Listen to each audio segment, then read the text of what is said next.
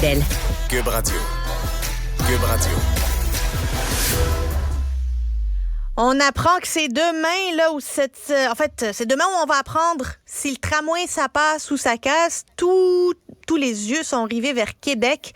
Qu'est-ce que le maire Marchand va dire? Qu'est-ce que le gouvernement du Québec va dire? Mais moi, ce qui m'intéresse aujourd'hui, c'est qu'est-ce que Karine Gagnon va dire? Karine, le tramway, Bonjour. on va-tu l'avoir ou on va pas l'avoir?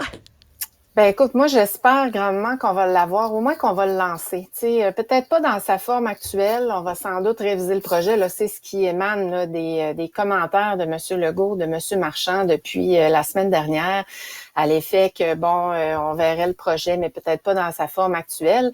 Moi, ce que je me dis, c'est à tout le moins, il faut le lancer, ce projet-là, pour qu'ensuite on puisse réfléchir à la suite. Mais tant qu'il ne sera pas en cours de réalisation, bien évidemment, les gens pourront pas voir c'est quoi les avantages. Ici, il n'y en a pas là, de transport structurant lourd et c'est nécessaire pour le développement de la région, pour son avenir. Hein. C'est absolument nécessaire. Ça va venir combler une offre déficiente en transport en commun. Ça va venir offrir une alternative à la voiture. Et là, je pense que c'est l'occasion, Yasmine, pour François Legault de démontrer, tu sais, Al Gore là, parlait de lui il y a quelques semaines comme d'un héros de la lutte au changement climatique. Eh bien là, il y en a une décision là, entre les mains qui pourrait faire la différence puisque, on le sait, là, les émissions de gaz à effet de serre par le transport routier, c'est la principale cause de cette émission-là au Québec. Donc, si on veut trouver des alternatives... Mais en même temps, Karine, à 54% des mauvaises opinions, là, on le sait que le gouvernement, il est très sensible à ce que la population pense. On l'a vu avec le troisième lien, puis le lendemain du revers de Jean Talon, ben on avait déjà changé sur un projet de 10 milliards de dollars. Ce qui est assez logique. C'est ce qui est assez logique par ailleurs, parce que dans Jean Talon, c'est le PQ qui l'a emporté. Le PQ a toujours été en faveur du tramway. J'entends tout le sarcasme qui accompagne cette déclaration et je l'apprécie, ce sarcasme, parce que je le partage.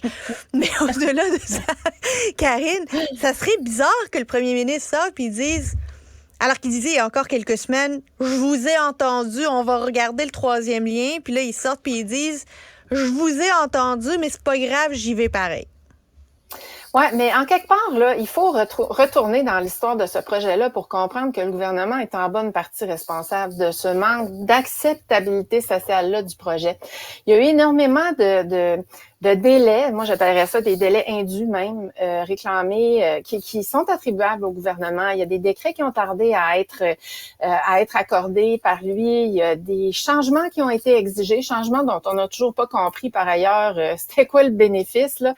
Ils ont toujours soufflé le chaud et le froid là, relativement au projet. Donc c'est rien pour favoriser cette acceptabilité sociale qui réclame donc là, à grands cris depuis des mois. Je pense que si les gens sentaient que le gouvernement est favorable et fonce et y va et dit on va de l'avant avec ce projet-là, l'opinion publique serait absolument différent et depuis longtemps. Sauf que quand ça fait plus de 12 ans qu'un projet comme ça traîne, tu conviendras avec moi que tout ce qui circule est négatif là-dessus. Tout ce qui traîne, c'est salit. Absolument, c'est exactement ça. Donc, ils peuvent pas dire là qu'ils sont étonnés par ces résultats de sondage-là. Ça ne pourrait faire autrement, même qu'on aurait pu s'attendre à ce que l'appui diminue encore plus avec tout ce qui a circulé et l'explosion des coûts à laquelle on s'attend. Là, on est rendu, on vient de sortir une nouvelle, là, puis c'est 12 à 13 milliards. Donc, c'est 4 fois plus que ce qui était prévu et même plus. Là. Prenons un pas de recul. Est-ce qu'au Québec, on est encore un peuple de bâtisseurs? Parce que j'ai l'impression qu'à chaque fois qu'on parle d'un projet d'infrastructure, tout le monde doit donner son avis. On fait des sondages comme si les infrastructures, là, tu fais ça puis tu défais ça au gré du sondage, de l'humeur du moment. Est-ce qu'on est encore capable de bâtir des infrastructures structurantes là, qui, dans 50 ans, 60 ans, vont faire notre fierté? Là? Ben, en tout cas, ça donne l'impression que non. Ça donne l'impression que non, parce que partout ailleurs, c'est pas ça qu'on fait. Puis on va dans le sens partout sur la planète là du développement de ces réseaux structurants lourds là, parce que ici à Québec, on est arrivé au bout de ce que les autobus pouvaient fournir en termes de services sur les parcours achalandés. Le tramway va permettre de transporter 4 fois plus de monde s'il se réalise. Alors, on est rendu là, mais sauf que pour y arriver, ben il faut le lancer, il faut arrêter de tergiverser puis de donner l'impression qu'on est pas en faveur finalement, parce que le gouvernement dit tout le temps, on l'appuie, mais tout ce qu'il dit, tout ce qu'il fait va dans le sens inverse, donne l'impression qu'il faut douter de ce projet-là, que c'est pas bon. Mais c'est pas étonnant en même temps, parce que la CAQ, là, faut le rappeler, Yasmine, là, quand il était dans l'opposition, il était absolument contre le tramway. Et je crois que c'est M. Legault qui a fait la différence en l'imposant à son caucus de Québec. Et là, je crois que M. Legault peut à nouveau faire la différence. En s'entendant avec la ville pour aller de l'avant avec un projet, évidemment, qui coûtera pas 12 à 13 milliards. Là, on est en train de travailler pour faire en sorte que ça soit pas le cas, mais à tout le moins pour le lancer, puis réfléchir à la suite, réfléchir à un plan régional de transport. C'est ce qu'il faudrait, là. On a beaucoup parlé du gouvernement du Québec dans ce dossier-là, mais j'aimerais t'entendre sur Bruno Marchand. J'ai l'impression qu'il a engagé beaucoup de son capital politique dans le projet du tramway, puis la réussite ou l'échec du projet du tramway va être intimement lié à la réussite de l'arrivée politique d'un Bruno Marchand qui n'était pas un politicien avant, ou son échec. Bonne ou mauvaise stratégie, d'après toi? Ben, en tout cas, on peut pas lui reprocher de ne pas avoir de conviction. Hein? On dit souvent que les gens, bon, on les soupçonne d'être en politique pour leurs propres ambitions. Je pourrais t'en nommer des comme ça dans la région, là. Mais lui, chose certaine, envers et contre tous, là. Il y a le vent d'en face, là. Ça fait des mois, là. Ça fait depuis qu'il est arrivé, en fait.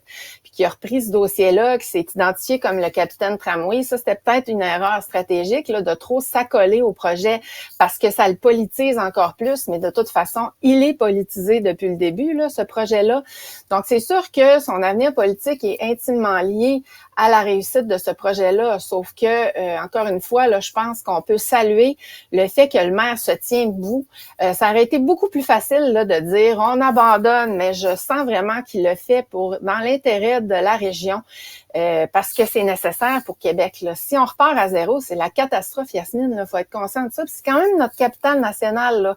Donc, c'est important de continuer à se développer. Puis on a pris beaucoup de retard. Ça fait pas partie de la culture ici, le transport en commun. Puis ça, ben, ça vient avec la volonté politique. C'est aux décideurs à insuffler ça, cette importance-là, à faire comprendre à la population à quel point on en a besoin, pourquoi. Mais c'est tout le contraire qui s'est fait là, de la part du gouvernement du Québec. Donc, c'est vraiment dommageable.